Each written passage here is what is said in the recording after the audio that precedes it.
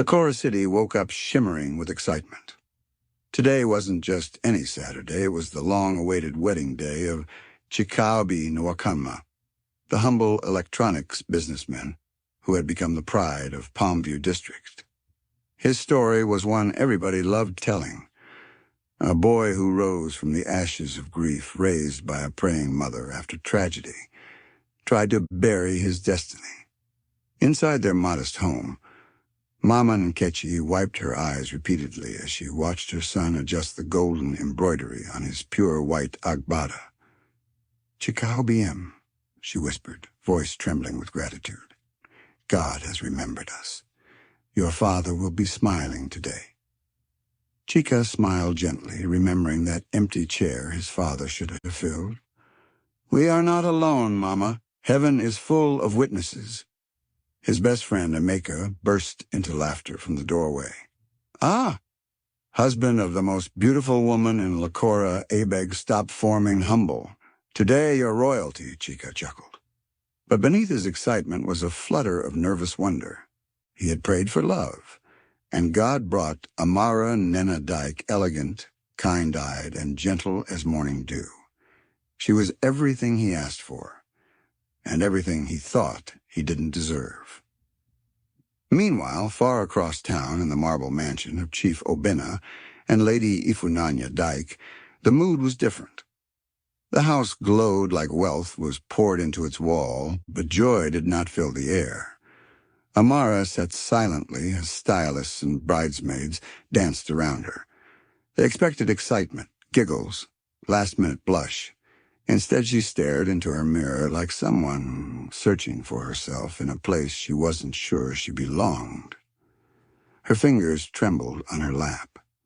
She couldn't shake that uneasy pounding in her chest, like something inside her was knocking, begging to be let out. "Amara, you're too quiet," her maid of honor said gently. "Today is your celebration. Chika loves you fiercely." Amara nodded, forcing a smile. But a cold breeze slid across her veil, though all windows were shut. She shivered. Her mother entered with queenly grace and stern eyes. "Remember," Lady Dyke whispered into her ear, "this wedding must go perfectly. We owe today to forces that gave us everything. There is no room for mistakes." Amara's heart dropped. She understood too well what her mother meant. She was not walking down that aisle as a free bride, but as a debt being collected. Yet when the veil fell over her face, something else whispered deep inside. Love could save you, if he is strong enough. Back at Palmview, Chika and Mama Nkechi stepped outside into a compound bursting with life laughter, frying meat, music rising into the sky like celebration prayers. Ushers polished chairs for guests. Little girls carried bouquets with pride, everything aimed at joy. Chika breathed in deeply. Hope filled his lungs. He was convinced this marriage was God's gift.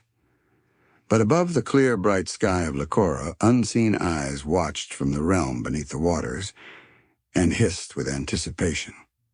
Today would not be only a wedding. It would be a war for the future. The sun climbed higher over Lakora as luxury cars lined up outside Hillcrest Royal Cathedral, each one glittering like pride on wheels. Inside, cameras flashed as dignitaries and influencers filled the decorated hall. Everyone admired the gold-draped altar and the floral arch shaped like a crown. This was the kind of wedding people would gossip about for years. But Pastor Nkem Mayula stood in his private office with his Bible pressed to his chest. He had performed countless weddings, yet today his spirit shook like a drum warning of battle. He knelt, seeking peace the only way he knew how. "Lord, let your presence fill this place," he prayed softly. But the atmosphere refused to agree. Outside, Chika arrived with his groomsmen, smiling wide but breathing fast. Cameras followed him like a movie star. "Guy, relax," Amaka teased. "Your bride is coming. You will faint before she reaches here." Chika laughed nervously, unaware that another kind of presence was already here, slithering through the shadows beneath the church pews. Across Licora Island, Amara stood before the tall mirrors of her family's mansion, fully dressed yet not fully herself. Her wedding gown shimmered like moonlight on water. Her eyes flickered with beauty and something else. Inside, she fought to breathe. As her father knocked, she flinched involuntarily, a sharp sting like a voice scratching inside her skull. "Do not resist us. This is our day." She whispered under her breath, trembling. "Please leave me alone." Kioma, her maid of honor, paused. "Did you say something?" Amara forced a smile. "Just nervous." But the veil covering her face felt more like a cage trapping a creature than a fabric celebrating a bride. Her mother, Lady Ifunanya Dyke, stepped closer, eyes stern and fearful. "Keep your composure. You are marrying into destiny, not into a man." "But I love Chika," Amara whispered. Lady Dyke's eyes hardened. "Love did not build this house." That cut deeper than a blade. Amara remembered nights of hearing her parents cry from empty bank accounts. Then came the river priestess, promising fortune in exchange for a small sacrifice, her future. She never believed the price would follow her this far. As Amara walked out to the waiting limousine, her heels slipped slightly, and as she steadied herself, a bridesmaid gasped, "Amara, did your eyes just turn yellow?" Everyone laughed it off. Cameras clicked. Anxiety hid behind lipstick smiles. But Amara's pulse thundered. She felt it again, a hiss in her blood. "When you reach the altar, we rise." Back at the cathedral, Pastor Ayula glanced toward the grand entrance just as the choir began a soft hymn.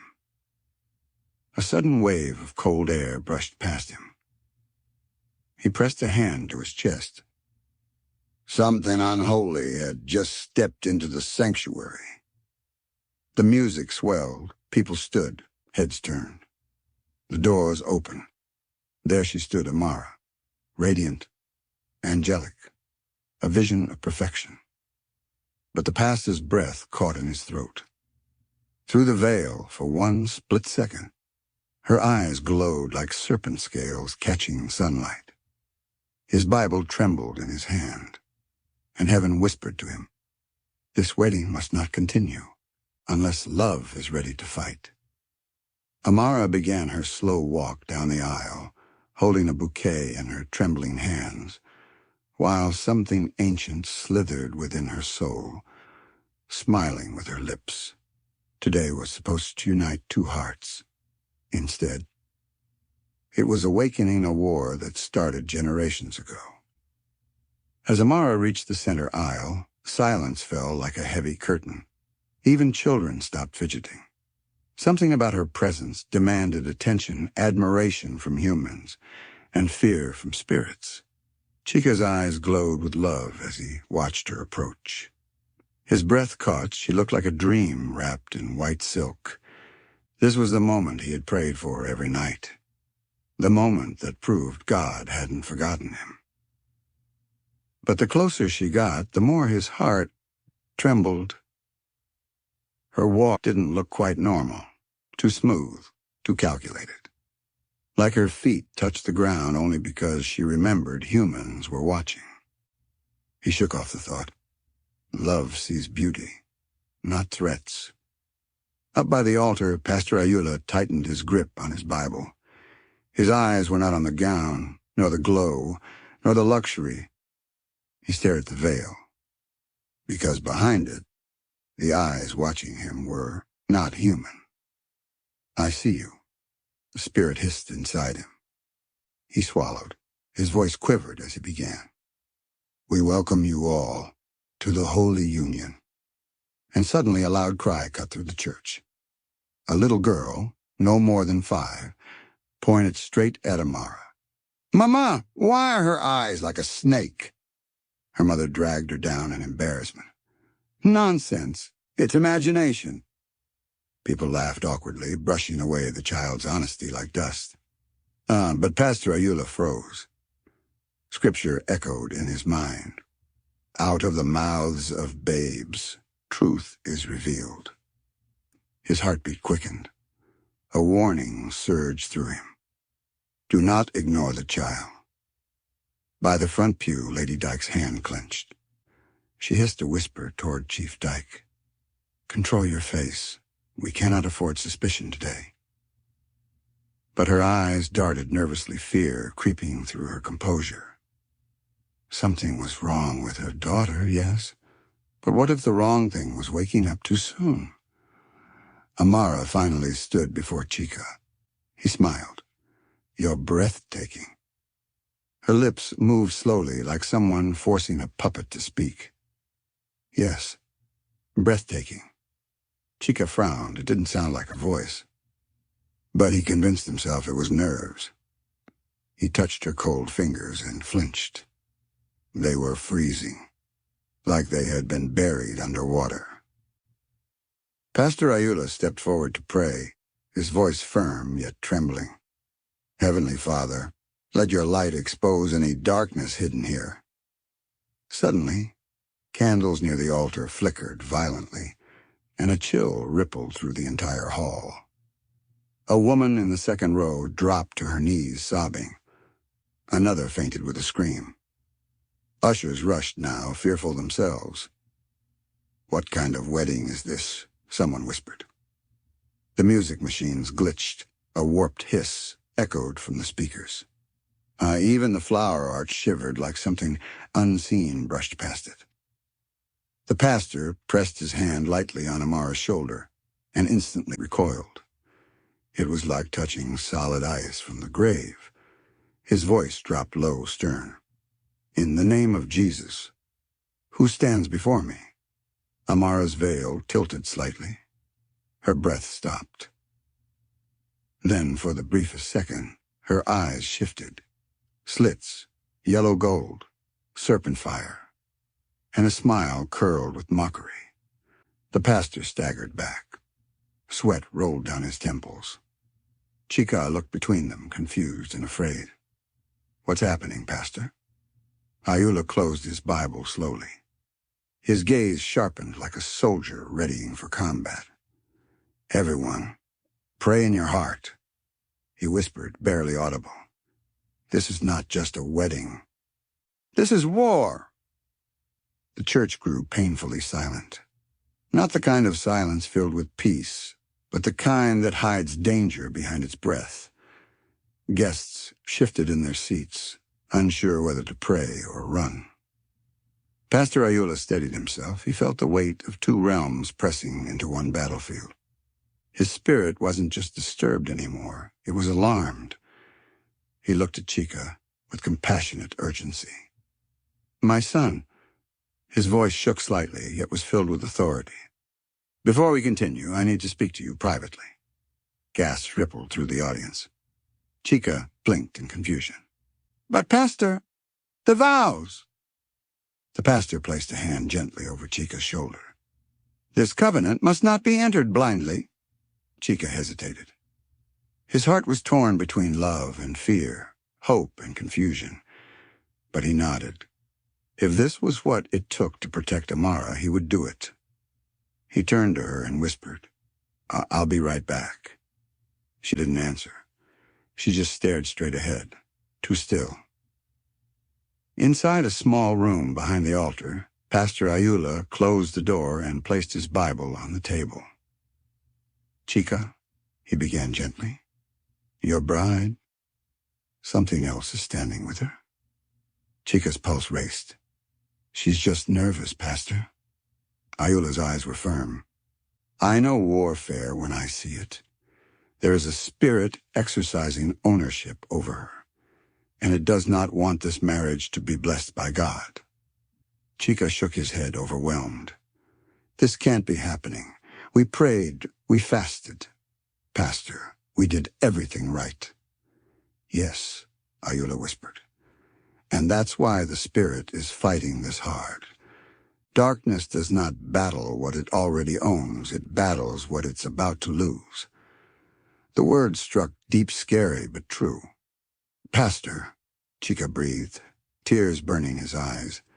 I love her. I can't abandon her now. Ayula exhaled slowly. And that love just might be the only weapon strong enough to save her.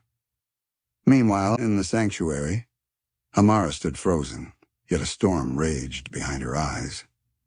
She felt herself floating inside her own skin, like a prisoner watching someone else wear her body. The veil wasn't just cloth, it was a spiritual blindfold. Her lips parted without her permission. Soon, he will be mine. Kioma flinched, staring in fear. Amara? What did you just... Amara's head tilted at an unnatural angle. The voice that came out was a stranger's voice. He will choose me, or he will drown. Kioma stumbled backwards, heart pounding. She could feel evil breathing through that white gown. Back in the room, Pastor Ayula knelt and took Chika's hand. Let us pray, he urged. If God wills this union, he will expose every lie and every attack sent against it. Chika nodded, falling to his knees too, as their prayer rose like fire. A sudden shriek echoed from the sanctuary, so sharp that the walls shivered. Both men rushed out. Amara was no longer standing upright. She was crawling on the floor, spine arched backward, moving like a serpent preparing to strike. Her veil had slipped off, revealing eyes no longer human. Children screamed. Some guests collapsed. Others bolted for the exit. Chaos erupted. Chika's heart shattered at the sight of the woman he loved twisted into something frightening. Amara! He cried, stepping forward. Her face snapped toward him, a wide, unnatural grin stretching across her lips. You promised me forever, Chikaobi. She hissed through the pointed teeth. And forever begins now. Chika stepped closer in tears, refusing to run. If she was in the dark, then he would be the light that followed her there. Pastor Ayula raised his Bible high. His voice thundered through the terror. In the name of Jesus, you will not take this marriage. The real war had begun, and the bride was the battlefield. Screams tore through Hillcrest Royal Cathedral as Amara twisted and crawled, her gown scraping loudly against the marble floor. The once beautiful wedding now resembled a battlefield, fear choking the air like smoke. Chika tried to reach her, but ushers pulled him back, terrified. Let me go, he shouted, tears streaking his face. That's my wife. She needs me. Amara suddenly froze, her head turned slowly, too slowly, until her glowing yellow eyes locked onto Chika. You are mine. The voice slithered from her throat. And I will not let the church steal you. Her words hit Chika like a spear, love twisted into possession. Pastor Ayula stepped forward with boldness rising like fire in his bones. This altar belongs to Jesus, he thundered. No darkness will claim what God has destined for glory. Amara laughed, low, cold, and ancient. Glory? What glory is there in poverty? Her family begged the river for honor. Her eyes swiveled toward the front pews. And the river answered. All attention snapped to Lady Ifunanya Dyke, who now shook uncontrollably as her husband tried to steady her. No, no, she whispered, eyes widening in horror. It was not meant to come to this. Chief Dyke frowned. Ifioma, what is she talking about? Amara's neck snapped upright, her voice, now a chorus of water and fury. Your wife offered her. She traded her daughter's destiny for wealth and power. Gasps exploded across the church. Lady Dyke collapsed to her knees, trembling. I just wanted our shame to end, she sobbed. I went to Oguta Lake, to the priestess. I promised Amara's future. I didn't know the spirit would return. Pastor Ayula's eyes burned with righteous anger. You made a covenant with the River Queen? Lady Dyke nodded, wailing. There was poverty, hunger, failure. They laughed at us. I did what any mother would do to protect her child. No, the pastor snapped. You protected yourself and sacrificed her. Chika's heart shattered to dust. He turned to Amara, who was now rising slowly, spine cracking back into place. Her voice turned venomous. Her womb belongs to us. He, she pointed at Chika, was chosen to plant the heir of the River Kingdom. Chika recoiled. This marriage wasn't uniting two hearts. It was sealing a bloodline harvest. He stepped closer anyway, tears shaking in his eyes. Amara, fight it. I know you're still in there. For a split heartbeat, her eyes flickered brown. Her lips trembled. Chika, she whispered, like a drowning girl breaking the surface. He reached, hope rushing through him. But the spirit snapped back with a violent shriek, throwing him to the ground with supernatural force. Pastor Ayula cast holy oil in a circle around the bride.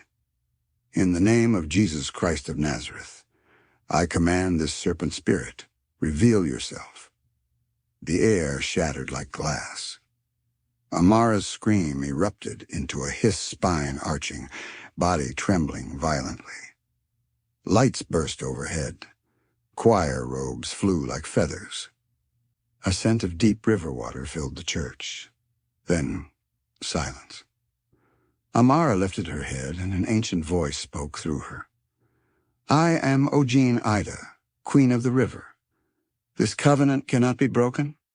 Chika crawled toward her again, refusing fear. If this is a war, he whispered, voice breaking, I will fight for her. The spirit hissed, then prepared to drown. The secrets were out. The serpent was awake. The altar had become a throne of judgment, and love was about to be tested by an enemy older than memory itself. The name Ogene Ida echoed through the cathedral like a horror nobody wanted to believe. Not a story, not a superstition. A ruling spirit awakened and enraged. Amara stood at the altar, body trembling like a creature fighting both a cage and freedom. Her veil lay torn beneath her feet as though purity itself had been peeled away. Chika forced himself up from the floor despite the pain in his back. His heart was breaking, yet his resolve was hardening. Every instinct screamed at him to flee, but his love refused to surrender. Amara, he called again, voice cracking. I am here. I will not abandon you. The serpent spirit twisted her mouth into a bitter smirk. What do you think you are? A prayer warrior? A prophet? You are nothing. A weak man blinded by love. Chika wiped his tears. Yes, I am in love, and that is my strength. The demon hissed violently, the air rippled with the sound. Pastor Ayula stepped beside Chika, gripping his Bible like a sword of fire. You are right to fear love, Ogene Ida, for the greatest sacrifice was born from it. His voice thundered. Love cast the serpent out of Eden, and love will cast you out of this daughter of God. A wave of power crackled through the church. Guests who were able gathered courage and joined in worship. Every Jesus thrown into the air, slicing through the serpent's dominion. Amara clutched her head, screaming, the spirit trapped inside her, convulsed under the pressure of prayer. Lady Dyke sobbed harder, crawling toward her daughter. I am sorry, my child. Forgive me. I only wanted us to survive. The spirit snarled and threw her backward with invisible force. Do not touch what belongs to the river. Chief Dyke rushed to his wife, trembling the proud man, finally broken by the consequences of greed. Amara suddenly collapsed, shaking violently. Pastor Ayula knelt beside her, but kept a spiritual distance. Child, if you can hear me, push back. You are not a prison. You are a temple. Through gritted teeth, a whisper escaped her lips, weak but real. Chika, don't give up on me. And in that moment, Pastor Ayula's eyes widened. Amara was still inside, still fighting. He turned to Chika urgently. Her deliverance won't come through power alone. It will come through vows spoken in truth and love. Chika froze confused. Ayula explained quickly. The demon came through a covenant. Only a greater covenant can challenge it. Chika's breath trembled like a man about to walk into fire. What do I do? Speak to her, not the spirit, the pastor urged. The voice she loves is the rope pulling her back to the light.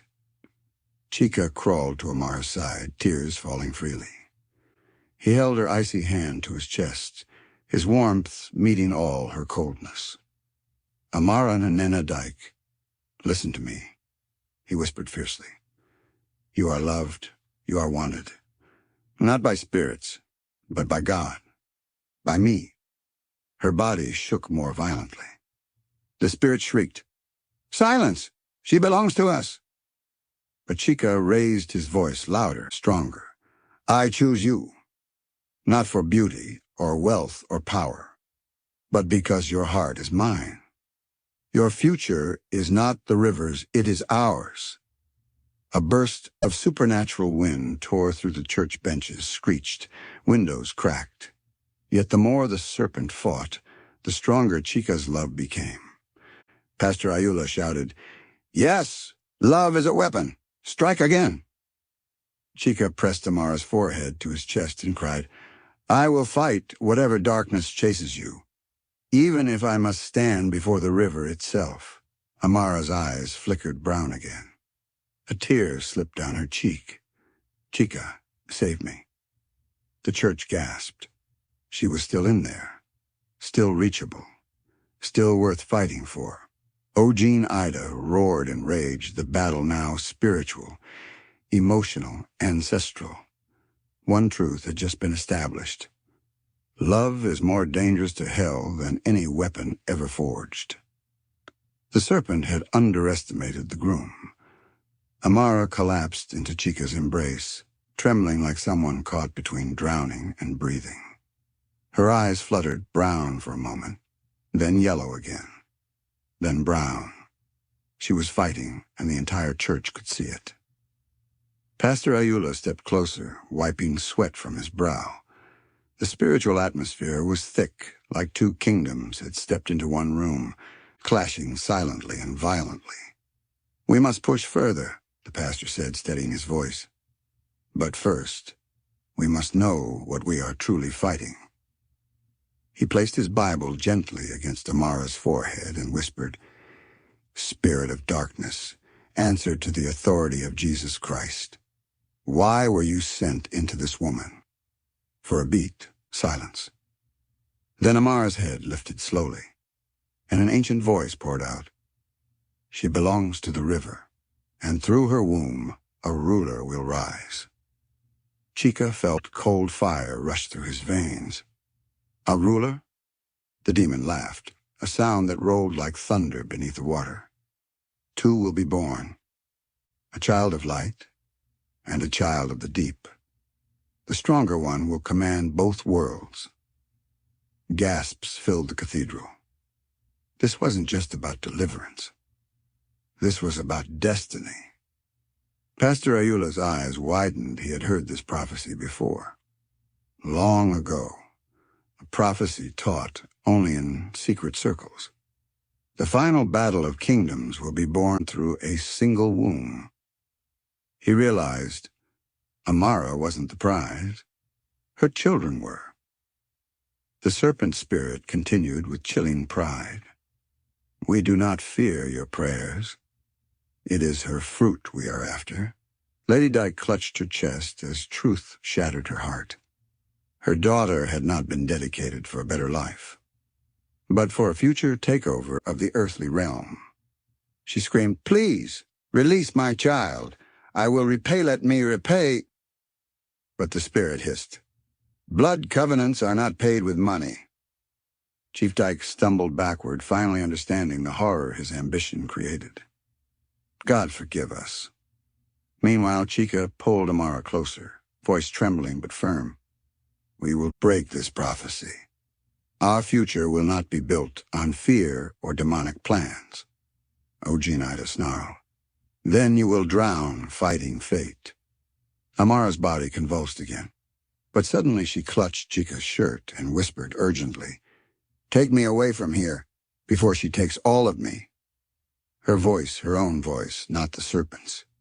Chika's heart leapt. She was still conscious enough to plead for help. Pastor Ayula nodded sharply. The battle has begun, but this place can no longer hold what we are confronting.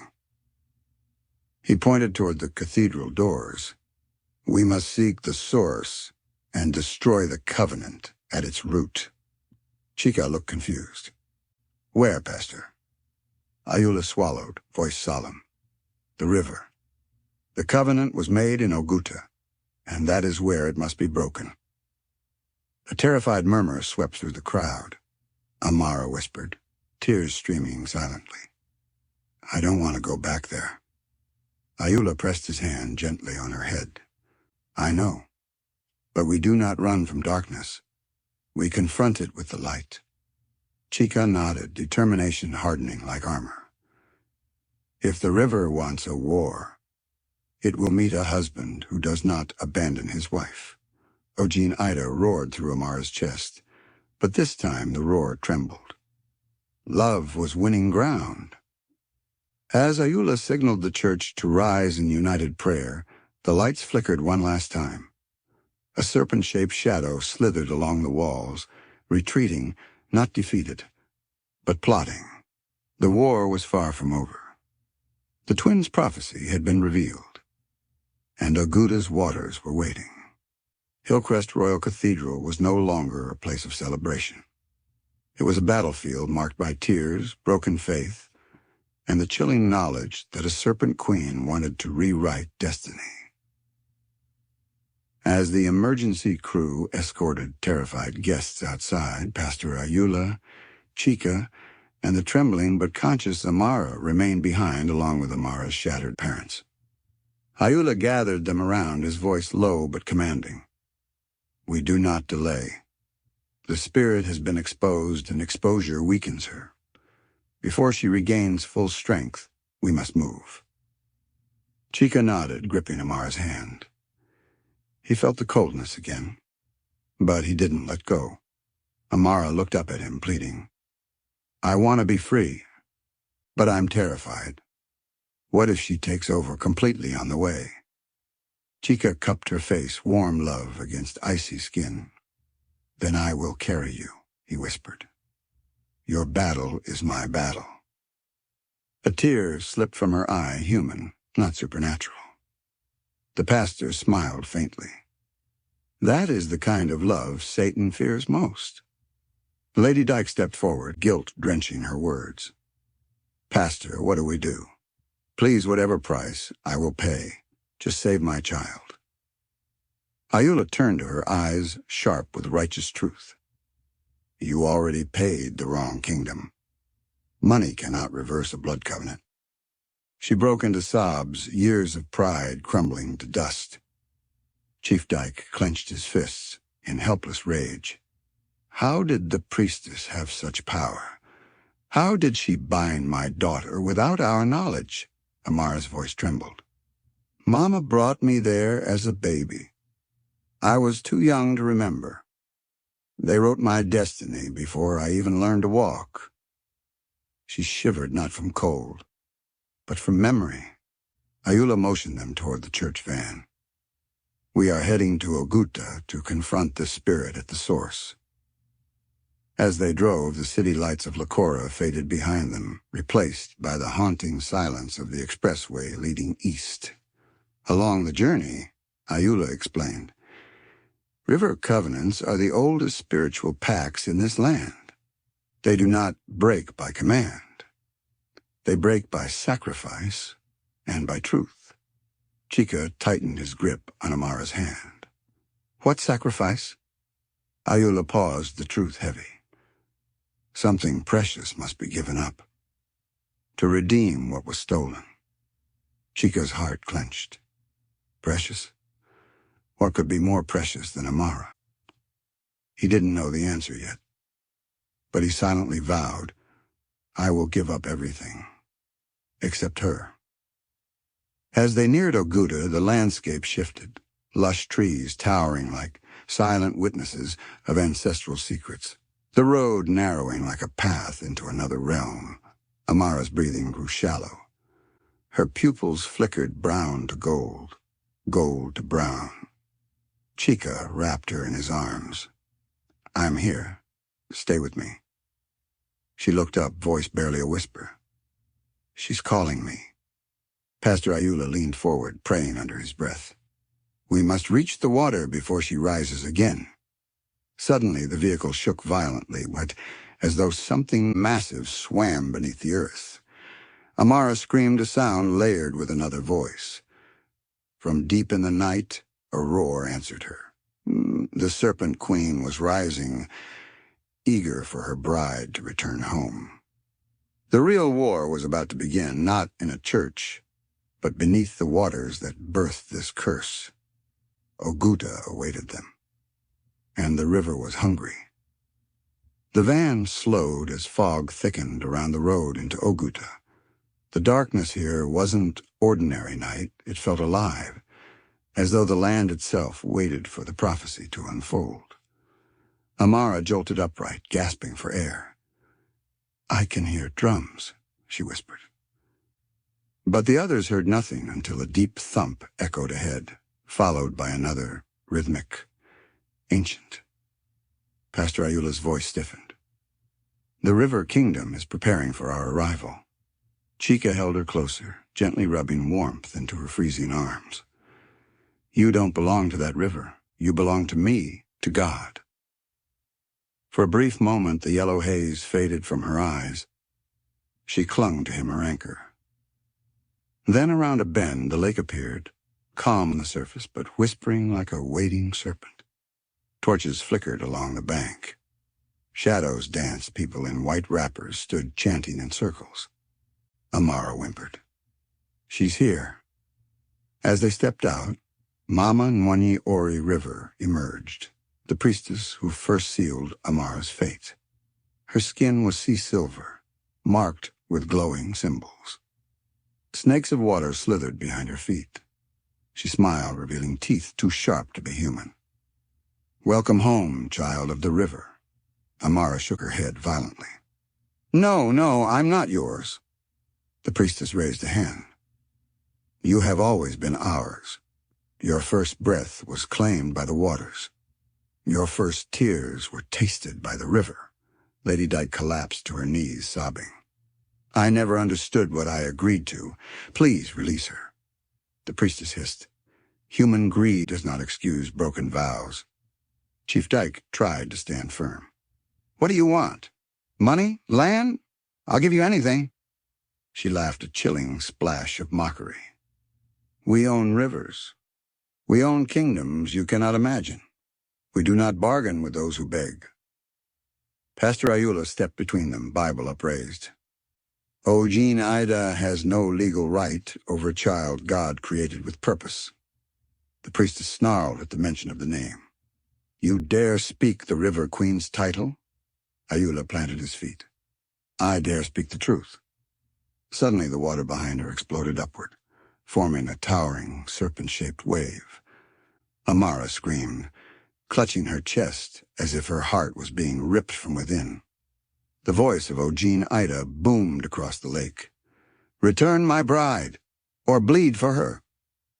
Water surged forward, knocking Chief Dyke and his wife into the mud. Chika shielded Amara with his body, but a cold current began dragging her toward the lake. No, Chika, don't let go," she cried. Chika gripped her tighter, his feet sinking into the saturated ground. "You are not taking her," he shouted into the wind. The serpent wave paused, curious, offended, intrigued by this man's defiance. The priestess hissed softly. "It seems love still fights for her. Very well. Let us test the vows you speak." The water receded slightly.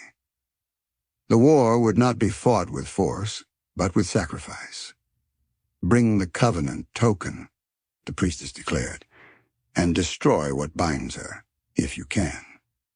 Amara shivered violently. What token? I don't remember anything. Pastor Ayula's eyes darkened with realization. The golden serpent bracelet. Lady Dyke sobbed harder. Yes, I kept it hidden. I was afraid of throwing it away. The priestess's lips curled. Go fetch it. But know this. The river will not allow freedom without a price. Chika didn't look away from Amara, not once. We will pay whatever God asks, not what the river demands. The priestess's eyes glowed. We shall see.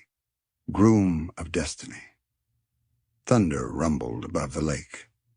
This was no longer a fight for a wedding. It was a fight for generations yet unborn. The next choice they made would decide love or death, freedom or slavery, light or serpentine rule. The wind howled over Oguta Lake as though spirits were gathering on invisible thrones. The torches along the water flickered wildly, casting monstrous shadows across the sand. Pastor Ayula turned to Lady Dyke and Chief Dyke. You must return home and bring the golden serpent bracelet, the covenant token. Without it, we cannot break the chain. Chief Dyke nodded shakily and pulled his wife up from the mud. Their fear replaced by responsibility, they hurried back toward the van. As they left, the priestess laughed, her voice echoing across land and water. Hurry, humans! The river grows impatient. Chika kept Amara close, whispering prayers only love could speak. You are not a throne for darkness, you hear? You are flesh, blood, purpose, and promise. Amara's breathing steadied for a moment. Then her eyes snapped open with terror. She's still here, she whispered weakly. She's waiting inside, watching you. Pastor Ayula knelt beside her. Amara, listen to me carefully. God is not threatened by darkness. The fact that this spirit fights so violently proves that heaven has a plan for you. Tears streamed down her cheeks. But what if I'm too weak? Chika held her face gently. Then I'll be your strength until you get yours back. That alone made the serpent snarl inside her. Far across the water, drums boomed again. This time everyone heard them. A deep, rumbling chant rose from the lake like the river was speaking with 1,000 ancient tongues. Amara screamed and clutched her stomach. Pastor Ayula gasped. The prophecy. The children. She's trying to claim your womb already. Chika's heart nearly stopped. No, she hasn't even, we haven't. But that was the strategy. Possess the future before it is formed. Ojin Ida's voice roared from the water. Light or darkness, only one twin shall rule, and that twin shall be mine. Pastor Ayula stood tall, anger flaring with holy fire. You will not write their destiny. God's pen is not empty. The serpent water rose higher, towering like a glittering tidal cobra. Then let God fight me himself. Suddenly headlights pierced the darkness. Chief and Lady Dyke rushed back, carrying a small, carved wooden box. Lady Dyke shook so hard she nearly dropped it. It's here. The bracelet. Everything started with this. As Pastor Ayula opened the box, Chika felt the air change. Inside lay a stunning gold bracelet, shaped into a serpent, biting its tail. But its eyes, tiny emeralds, glowed like they were alive. Chika instinctively recoiled. Amara cried out, her body twisting. It's calling me, don't bring it closer. Pastor Ayula gripped the bracelet firmly. This is the chain. When we destroy it, the prison breaks. The priestess hissed. Go on, then. Destroy it, if you have the courage to pay the price. Chief Dyke stepped forward, chest heaving. Take me instead. Free my daughter. I caused this, not her. The river roared laughter. Too late for heroes. Her blood has already been promised. Water surged and wrapped around Amara's legs, dragging her toward the lake. "Chika!" she screamed, nails digging into the sand. Pastor Ayula shouted, "Act fast! The bracelet must be taken to the river altar at the lake's center. Only there can it be destroyed." Chika grabbed the bracelet from the pastor's hands, ignoring its burning heat. "Then I'll take it there." The priestess narrowed her eyes. "If you enter that water, only one of you will return." Chika didn't blink. If that's the price, so be it. He sprinted toward the water, the serpent of gold in his grasp, as the waves rose like fangs ready to devour him. The war was no longer spiritual alone. Now his body and his love were stepping into the river. The battle for their future was about to be fought in the depths. The moment Chika's feet touched the water, an unholy roar split the air like something ancient had awakened beneath Oguta's depths. The lake's surface churned violently, turning into swirling rings that dragged him deeper with each step. "Chika!" Amara cried, reaching desperately. But Pastor Ayula and Chief Dyke held her back. "Let him go," Ayula commanded through trembling faith. "God has chosen him to challenge the river." Chika clutched the golden serpent bracelet tightly. Its heat seared his palm, but he gritted his teeth. Pain meant he was moving in the right direction. The priestess watched with wicked delight. "Welcome to our kingdom, groom of destiny. Let us see if love can breathe underwater." As the waters consumed him, from chest to neck to chin, Chika inhaled one last breath of earthly air, then disappeared below the surface. Everything went silent. Oh, not the silence of peace, but the silence of a grave. Underwater, darkness wrapped around him like chains. Yet he could see. Strange blue lights glowed in the deep, shimmering scales drifting like stars in a sunken sky. A colossal serpent silhouette slithered beneath him, its tail brushing against his feet. Chika whispered a prayer inside his heart. "Lord, if you are with me, the river cannot drown me." Instantly his lungs burned, then calmed. He could breathe underwater. A miracle? Or the serpent's trap? He didn't know, but he pressed on. On the shore, Amara fell to her knees. "Please, she will kill him." Pastor Ayula placed a hand on her head, praying fervently. "Hold on, faith, child. His courage anchors your freedom." But Amara's eyes flickered yellow again. Ogine Ida, trying to pull her into despair. Chika's name became her lifeline. Under the lake, Chika swam deeper, guided by a glow from the bracelet. He followed an undersea pathway marked with ancient runes. Then he saw it. A massive stone throne carved into the riverbed, decorated with statues of serpent human queens of old.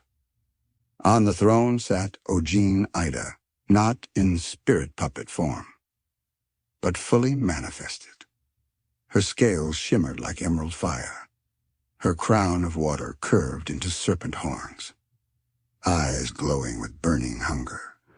She leaned forward, voice echoing like thunder. "Give me the bracelet, and I will spare your life." Chika stood his ground, though trembling. "You don't want the bracelet. You want Amara." Ogine Ida smiled slow and predatory. "Amara? She is merely the doorway. The true prize is the child she will carry." Chika's heart quaked. "You seek their future, not her present." "Exactly," the Serpent Queen purred. "Why rule a single bride when you can rule her bloodline and kingdom?" Her logic was chilling. Love sees a person, but darkness sees generations. Chika raised the bracelet above his head. "This ends today." Instantly, water serpents exploded from the ground, coiling around his legs and arms. The lake squeezed his body in crushing pressure. Ogine Ida hissed, You are nothing but mortal clay. Love cannot survive my waters. Chika gasped, vision blurring, bones straining, life slipping. But in that moment, a memory flashed. Amara's voice, trembling with hope. Chika, save me. His heart surged with fire. No darkness raises a child of light, and no serpent will own my wife.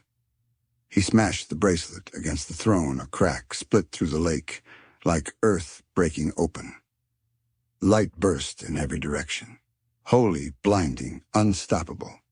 Ojin Ida shrieked. Her kingdom shook, as though the foundation of centuries was collapsing.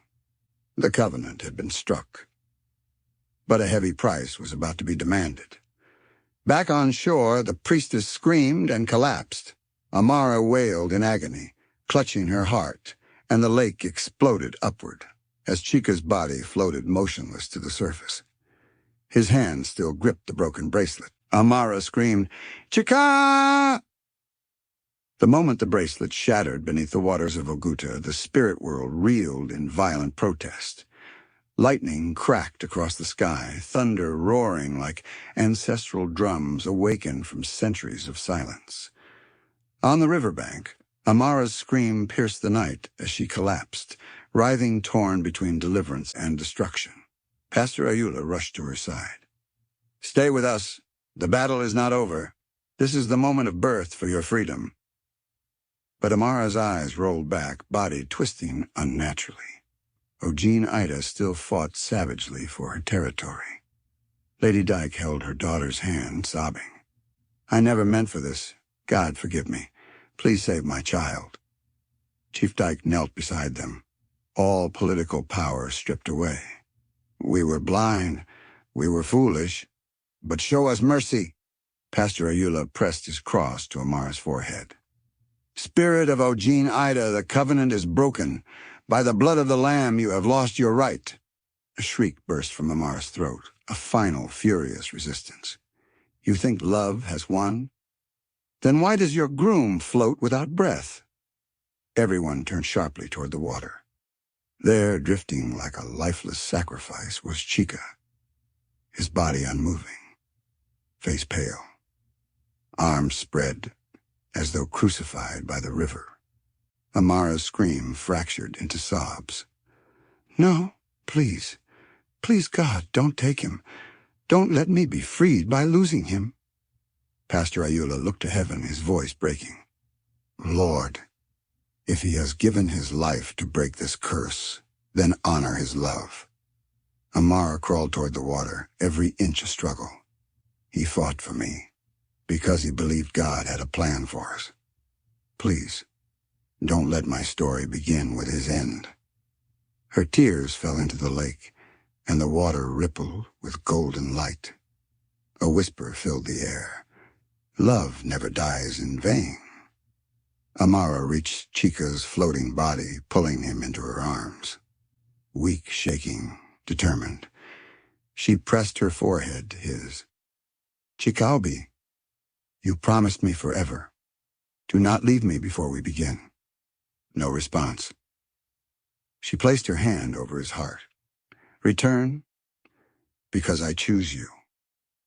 Because God wrote us together. Because your love is my life."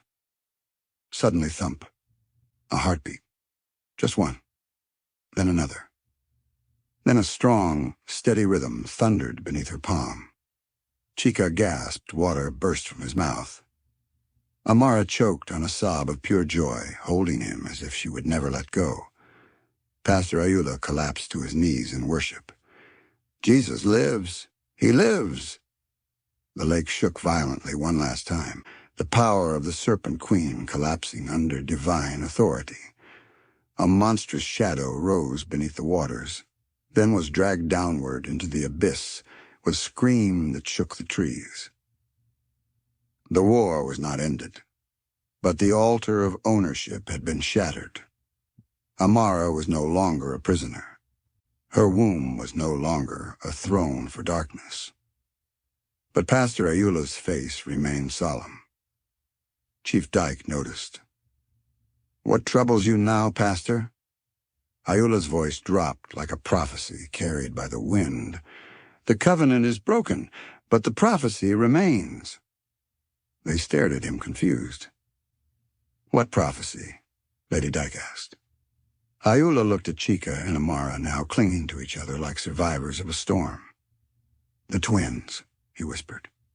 One child of light, one child of darkness. Their mother will choose their path, and the river will return, if darkness finds an open door. As dawn broke over Oguta, Chika and Amara stood wrapped in each other's arms. Alive, delivered, united, but forever marked by a battle not yet finished. Their marriage would now be more than love. It would be a mission. Because the greatest wars, Ine, are fought over generations. And prophecy doesn't die, just because a serpent retreats.